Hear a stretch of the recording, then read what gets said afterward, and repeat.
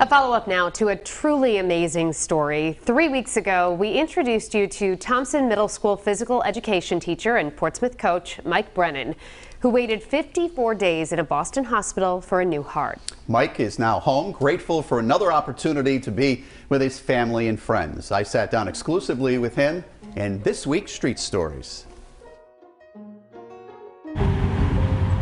Feeling good, walking every day. I'm up to about 5 miles a day. I walk in the morning, walk in the afternoon, walk at night, just trying to build my stamina up and get back to real life. One word, amazing. I try to do about 1.5 miles at a time. That describes the remarkable recovery of Thompson Middle School phys ed teacher and Portsmouth coach Mike Brennan after receiving a heart transplant just 4 weeks ago. I miss my kids, I miss teaching, miss coaching. I'm just trying to get back to everybody in a real way. Mike tells me his heart was failing for the past 15 years and in the end was so damaged, his doctor said he was going to die if he didn't get a new one.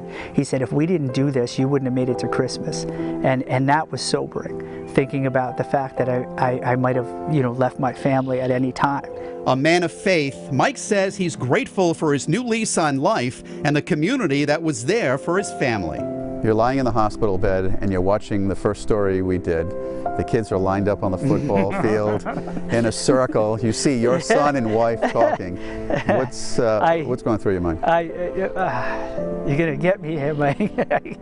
An overwhelming sense of being grateful for the community I live in, for the family I have, for the love and support of all my friends. Mike, filled with emotion, says his friend Emily described it best.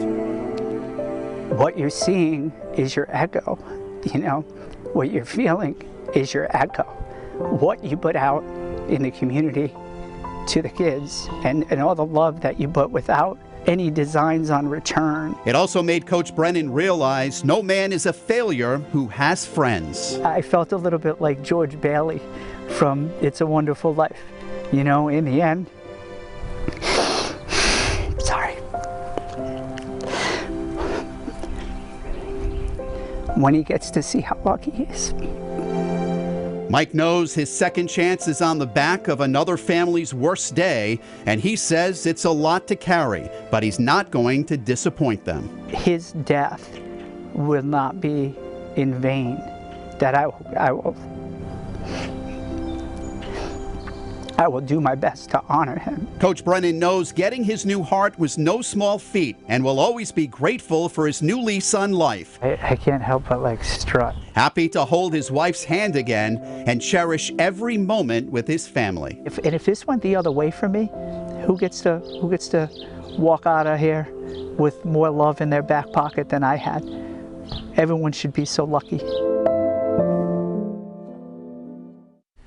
Mike is so sincere. He can't wait to meet the family who donated the heart. Now, he's going to be back in the classroom at Thompson Middle School in Newport and on the sidelines, he's hoping in September. You hear him talk about, I know in the tease that you aired for the story, he says, we're living in a world right now where people have forgotten how to interact with each other and everybody's so emotionally upset. And yet he was feeling so much love from his community. It's amazing that he's doing so well. One small town was just so huge in all of this. By the way, if you'd like to know more about being an organ donor, we have all that information for you on our website, WPRI.com.